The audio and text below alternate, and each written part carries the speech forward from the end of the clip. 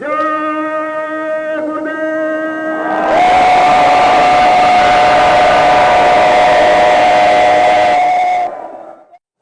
में धर्म की स्थापना होगी,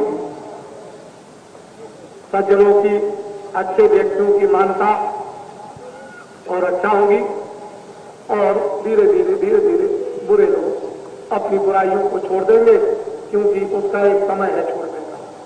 हम तो आह्वान बराबर कर रहे और ये बता दिया है कि हिंदुस्तान के चारों तरफ के देश छोटे छोटे टूट करके भारत में मिल जाए।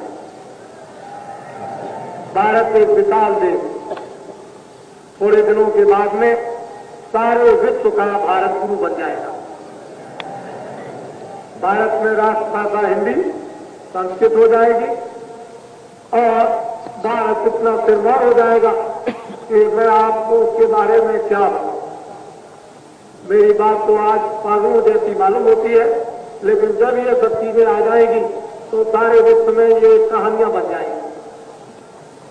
अभी लोगों को नहीं, मैं तो अभी कुछ विशेष करके कहता ही धीरे धीरे इशारा करता हूं, तो आपको दिखाना चाहता हूं। जय गुरुदेव।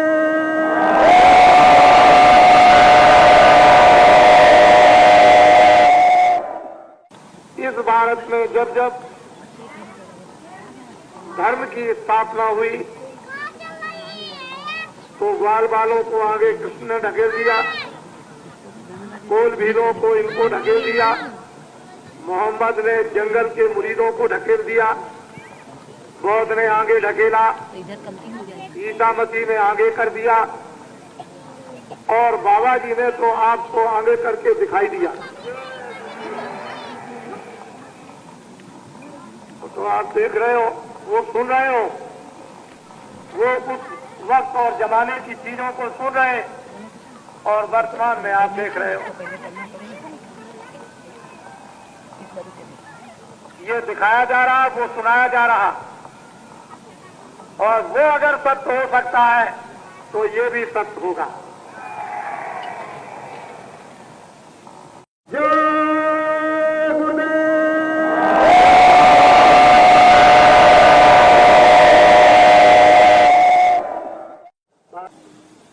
31 मार्च 80 के अंत समय तक बाबा जी के 10 करोड़ आदमी हो जाएंगे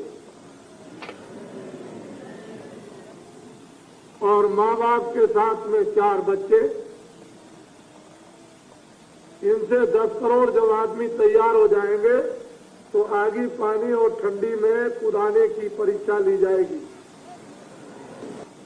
और तुरंत इनको उसी परीक्षा के साथ एक आदेश इनको मिल जाएगा। वो आदेश तो बताने वाला नहीं, वो तो आदेश अब वक्त पर ही बताया जाएगा। अब ये बात क्या, मेरे 24 घंटे मेरे पीछे लगे रहो, मेरी कमर में बंध जाओ, तब भी बाबा जी बताने वाले नहीं।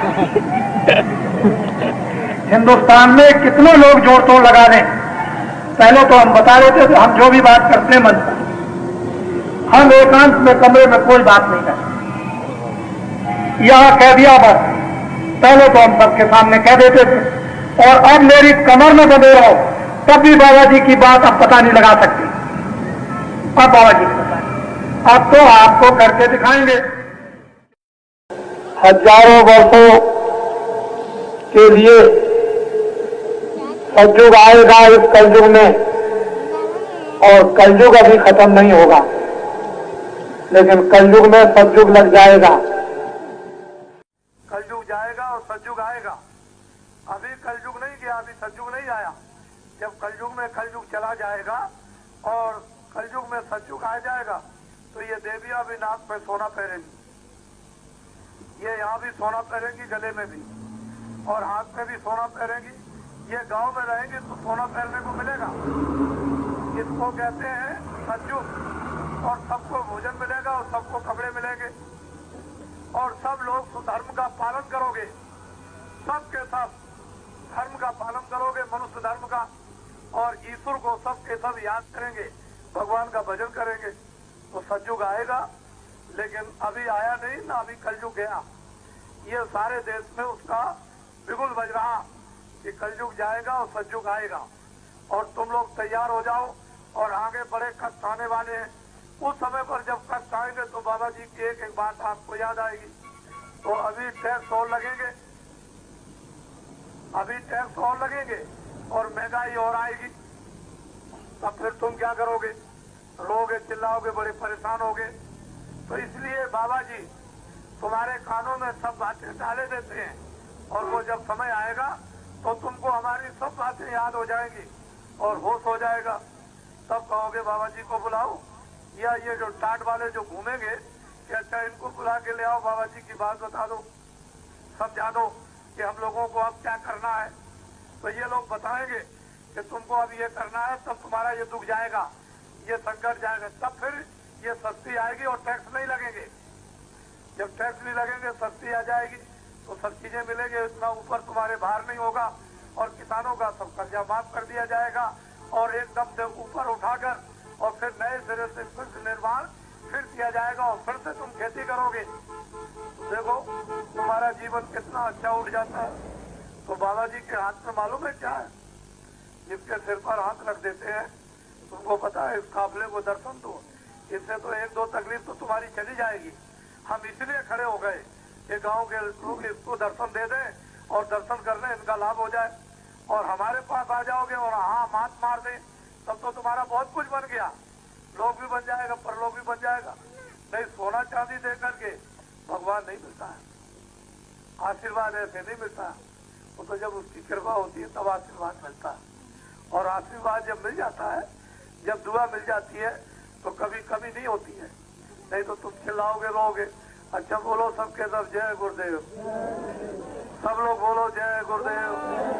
देखो जब खेत में अनाज डालना तो ऐसे डालना या बो देना, तो जय गुरुदेव बोल के बोना तो खूब ज्यादा अनाज पैदा होगा, फसल अच्छी होगी, बहुत अच्छी फसल होगी।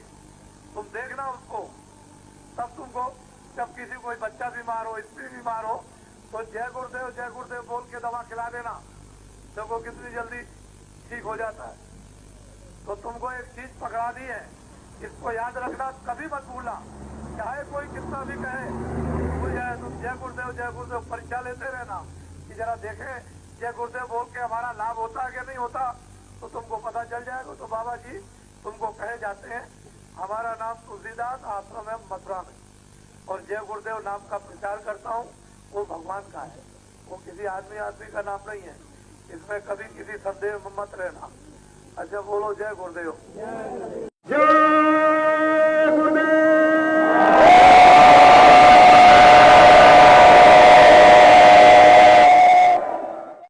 तो कोई आदमी कहे कि कलयुग चला गया, सतयुग आ गया, तो कहना नहीं, अभी कलयुग नहीं गया, अभी सतयुग नहीं आया।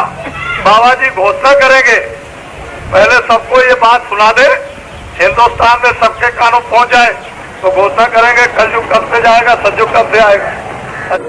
अभी आया नहीं है, मुझे मालूम तो है कि किस तारीख से सतयुग आएगा, किस तारीख से सतयुग आएगा, ये तारीख तो मुझे पता है, लेकिन आपको नहीं बताऊंगा। क्यों नहीं बताऊंगा? कि मेरा समाचार कोई रेडियो अखबार पर नहीं निकलता। मैं अगर आपको बता दूं कि उस तारीख से सतयुग लग जाएगा, तो आप फौरन अपनी तरफ से लेकर के दे दोगे कि मैं जानता हूं कि फलानी तारीख से सतयुग लग जाएगा, तो आपका समाचार रेडियो अखबार पर आ जाएगा और बाबा जी का आने वाला नहीं। तो बाबा जी तो ऐसे ही रह गए, सबको हाथ में बाजी लगा ली, आपको नंबर ले गए और बाबा जी ऐसे ही रह गए। तो बाबा जी ये बताने वाले नहीं। बाबा जी वही है कि जो एक मंच पर बैठ के बोलेंगे, इनकी बात कोई झूठ होने वाली नहीं। कलयुग में आएगा सतयुग, उसके लिए आप तैयार हो जाए। जिस मैदान में भविष्य में जब कार्यक्रम होगा, तो उस मैदान में कितने लोग पहुंचेंगे मालूम? 10 करोड़। इधर देखिए, 10 करोड़ उस मैदान में 10 महीने पहले आपको बताया जाएगा। 10 महीने पहले सारे हिंदुस्तान में ढंढोरा पीट दिया जाएगा कि ऐसा कार्यक्रम होने जा रहा है इस मैदान में, जिसमें 10 करोड़ पहुंचेंगे। 10 करोड़ आपको तो अभी मालूम नहीं है, आप में कोई दम और शक्ति नहीं, इसलिए बाबा जी अब बताएंगे नहीं, अब तो बाबा जी आपको दिखाएंगे। इसको आपको अब देखना पड़ेगा। ये वही बाबा जी है कि जो कुछ मंच पर बैठ के बोलेंगे ये तो कुछ इधर पर होने वाला कुछ है नहीं, उनको बड़े ध्यान से आप सुने। हम कभी नहीं मजाक करते, हमारा कोई काम कभी भी मजाक करने का नहीं। हम जब 75 के पहले बोलते थे तब भी आपके गुजरात में सब जगह लिखा हुआ कि ऐसा समय आएगा, लेकिन गुजरात का एक भी आदमी मानने को तैयार नहीं था कि ऐसा समय नहीं आएगा। बाबा जी झूठ बोलते हैं। ऐसा परिवर्तन होगा बच्चा जो अभी तक तुम्हारे स्वप्न में नहीं आया, वो तो मैं बताना नहीं चाहता हूं, नहीं तुम्हारी दम निकल जाएगी। इतना बड़ा देश के अंदर परिवर्तन होगा जो तुम्हारे मकसद यानी दिल और दिमाग और तुम्हारे स्वप्न और ख्वाब भी नहीं। आपको तो अभी कुछ पता नहीं, तुम जानते ही नहीं। बाबा जी को समझते हो, ये तो पागल हो गए, इनको क्या है? परिवर्तन होगा, निश्चित होगा, इससे कोई रेस नहीं सकता। जमीन से हो या आसमान से हो जाए, किसी तरफ से भी हो, लेकिन परिवर्तन होगा। कलयुग में सतयुग आएगा, मुझे ये नहीं मालूम, मैं कुछ नहीं जानता कि जमीन से निकले कि आसमान से उतरे, कि इधर से आए कि उधर से आए, कि अग्नि से आए कि हवा से आए, ये मुझे कुछ नहीं। कलयुग में सतयुग आएगा। मैं तो बस ये काम मैं आपको सुनाने आया हूँ। बाबा जी की बात को आपने नहीं माना तो भगवान का डंडा और खुदा का सोटा ऐसा जोर से पड़ेगा। अभी आपको क्या पसंद, एक ही फोटो में, एक ही डंडे में जोर से कई करोड़ आदमी जमीन पर एकदम लेट जाएंगे। बाबा जी की 1 मिनट में सब बातें याद हो जाएंगी। ये बाबा जी आपके सामने जिस मंच पर बैठकर खड़े होकर बोलेंगे, इनकी कोई बात इधर उधर होने वाली नहीं, इधर उधर होने का कोई काम। ये बात अलग हो सकती है कि आप मेरी बात को न समझ, वो बात अलग है। उसके लिए आप कुछ निकट में, कुछ है समीप में, कुछ बात में कुछ आपको आना पड़ेगा तो बातें आपकी समझ में आ जाएंगी। लेकिन आप चाहोगे कि नहीं हम जरा सी 2 मिनट सुने और चले जाए, तो अधूरी बात आपके सुनने में आएगी और अधूरी का परिणाम क्या होगा तो आपको मालूम है। इसलिए मैं और कुछ नहीं बताना चाहता हूँ। जब रावण ले गया सीता को तो कारण बन गया और अब कार्य होगा। उधर राजगद्दी का कारण बना, उधर हो गया वनवास, दोनों बन गए। तो कारण बनता है तो कार्य होता है।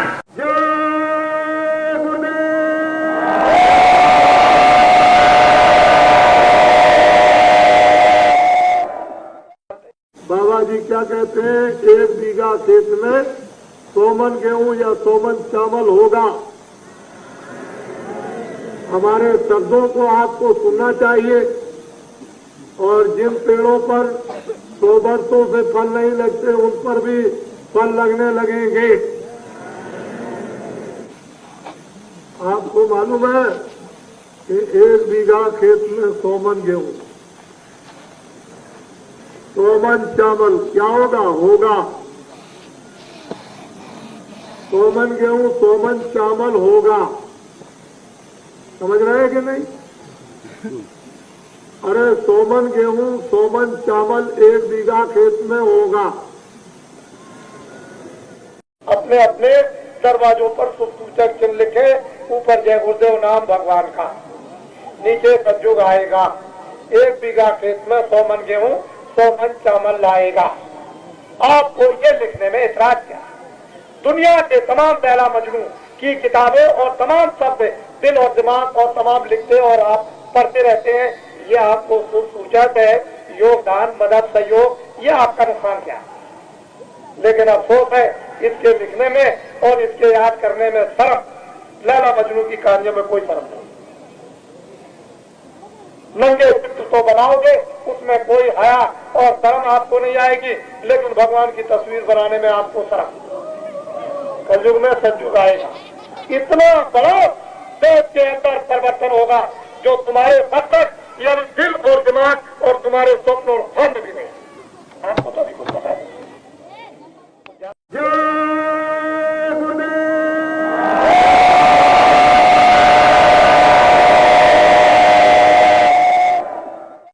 ये बताओ कि आपको कोई 1 लाख रुपए दे तो धर्म छोड़ोगे? नहीं। और 1 लाख की पूजा नहीं होगी 1 लाख के त्याग की पूजा होती है। लाख की पूजा नहीं, लाखों करोड़ों तो बहुत लोगों के पास है, उसकी पूजा नहीं, त्याग की पूजा। लोग बहुत आपको प्रलोभन देंगे कि हम तुम्हारा ये काम कर देंगे, हम तुमको लाखों दे देंगे, हम तुमको ये पद दे देंगे, हम तुमको दुकान दे देंगे, हम तुमको खेती दे देंगे। ये सब कुछ देने के बाद आप धर्म छोड़ोगे? थोड़े से सेवक शंकराचार्य की, जिन्होंने 4 पीठ स्थापित कर और नास्तिक बौद्ध मजहब को, जिसमें नाना प्रकार की बुराइयां आ गई थी, मानवता खत्म हो गई थी, उन्होंने थोड़े ही सेवकों ने 4 पीठ बनाकर के हिंदुस्तान से बौद्ध मजहब जड़ से खत्म कर दिया। वो तो थोड़े थे और तुम 1 करोड़, ये तो 1 करोड़ को ताकता है।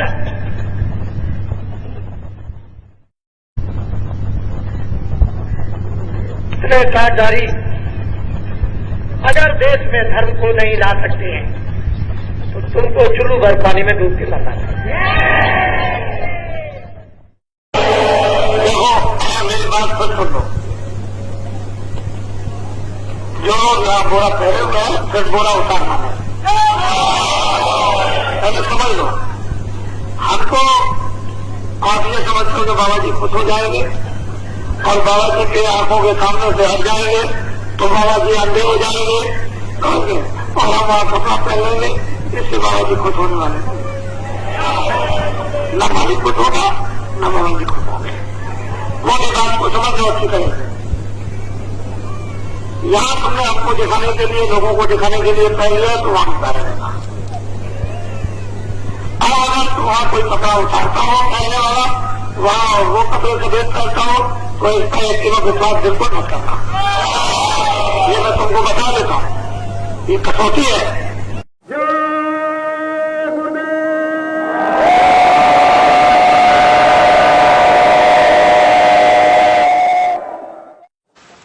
कोई खरीदे, कोई हिंदुस्तान में माई का लाल ये पैदा नहीं हुआ जो अपने धन से बाबा जी को खरीद ले। तुम कभी ये धोखा मत खाना। बाबा जी चाहे तुम्हारे आदेश से आश्रम छोड़ करके चले जाएं, जो दलितों का है, लेकिन हिंदुस्तान में मुझे अपने पैसे से कोई खरीद नहीं सकता। इसको आप हमेशा ध्यान में रखिए। बाकी मैं सबकी सेवा करता हूँ, सबके लिए कल्पना और प्रार्थना भगवान से सबके भलाई के लिए करता रहता हूँ। कोई भी हो जनमानव, इसमें हिंदू मुसलमान की क्या बात, वो तो मैं करता ही रहूंगा। लेकिन कोई अगर चाहे कि भाई इस तरह से मैं खरीद लूं तो खरीद लूं।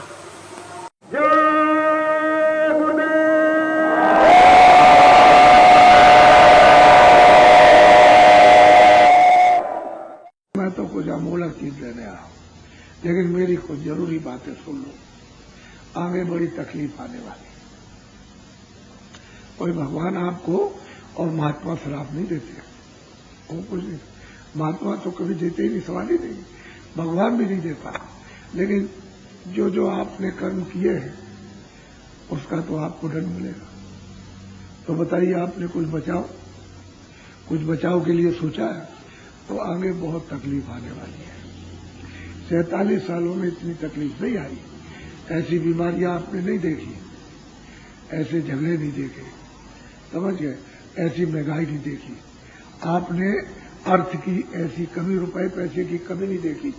ये सब आगे आने वाली है, उसको मैं संकेत दे रहा हूं कि तुम लोग इसको सुन लो और सुन करके कोई बचाव का सोचो, समझ लो इस बात के लिए। तो मेरी बात सुनो। एक चंडी देवता है, देवता, या तो उसको देवता कहो, देवी कहो, लेकिन बाहर की चर्म आंखें, ये शरीर की जो 2 आंखें बाहर से, इनसे वो नहीं दिखाई देता, इनसे उसको नहीं देख सकते हो, देवता को, देवी को। किससे दिखाई? जब अंदर की दिव्य ज्ञान चक्षु खुल जाए, उससे वो दिखाई देता। तो चंडी यानी देवता, वो एक मसाल लेकर के 4 बरस हुए, अब 2-3 दिन ज्यादा हो गए, 4 वर्षों से बोल रहा हूं कि देखो होशियार हो जाओ, चंडी जो है मसाल लेकर और एक हाथ में तलवार लेकर वो विश्व के देशों का दौरा कर रही है। सबका बात को समझ लीजिएगा आप, विश्व के देशों का दौरा कर रही तो क्या करेगी, वहां के धन को गायब कर देगी, छुपा देगी। जो नाम होगा वहां के धन का, यानी रुपए पैसे डॉलर का या और कुछ है यहाँ, और जो भी नाम होगा उस देश का उसको गायब कर देगी। तो वहां की जनता चिल्लाएगी कि भाई पैसे किधर हो, चले गए। वहां के जो सेठ साहूकार हैं वो चिल्लाएंगे भाई ये किधर गया। तो शासक भी चिल्लाएंगे कि भाई ये बात समझ में नहीं आई कि रुपया पैसा किधर चला गया, ये कमी कैसे हो गई, क्योंकि हमारा देश तो भरपूर था, संपन्न था, तो ये कमी कैसे हो गई। तो सब उस देश में जाएगा वहां गायब कर देंगे, उस देश में जाएगा उसको गायब करेंगे, उसमें जाएगा उसको, जितने विश्व में देश हैं सब में जाकर के गायब कर देंगे। भारत में भी आएगी और भारत में भी आकर के यहाँ के धन को गायब कर देंगे। तो यहाँ की जितनी जनता है वो सब चिल्लाएंगे भाई धन किधर गया। सेठ साहूकार चिल्लाएंगे, ये फैक्ट्री कारखाने वाले और दुकान वाले वही धन किधर चला गया। तो शासक वो भी चिल्लाएंगे, जो शासन करते हैं वही धन किधर चला गया, ये चिल्लाएंगे बड़े जोर के साथ। तो क्या करेगी वो चंडी कि राष्ट्रपति और प्रधानमंत्री के मन को खराब कर देगी। पहले तो आपस में मन खराब करेगी और फिर जब मन खराब हो जाएगा तो वो कहेंगे राष्ट्रपति और वो कि अच्छा उस मुल्क पर हमला कर दो, वो कहेगा उस मुल्क पर हमला करो, वो कहेगा उस मुल्क पर हमला करो, वो कहेगा उस मुल्क का हमला करो। तो ये बच्चों जब एक दूसरे मुल्क पर हमला होने लगेगा और उधर वो ये गायब कर देगी तो ये बताओ कि लड़ाई में ये नहीं लगता, ये लगेगा नहीं लगेगा। तो ये किधर से आएगा, ये किधर से आ जाएगा। लड़ाई में तो यानी अकूत धन खर्च होता है, वो फिर किधर से आएगा। फिर वो चिल्लाएंगे वहां के लोग कि हमारे देश में अनाज नहीं रहेगा, जनता यानी भूखों मरने लगी। और ये भूखों तो वो भी चिल्लाएगा कि मेरे यहां जनता भूखों मरने लगी, तो वो भी चिल्लाएगा मेरे यहां, तो मेरे यहां अगर किसी के पास हो तो मुझे भेज दो अनाज। तो जब अनाज नहीं होगा तब क्या होगा, कोहराम मचेगा, ओला। पहले सोच लो, तुम्हारे हित की बात कर रहा हूं।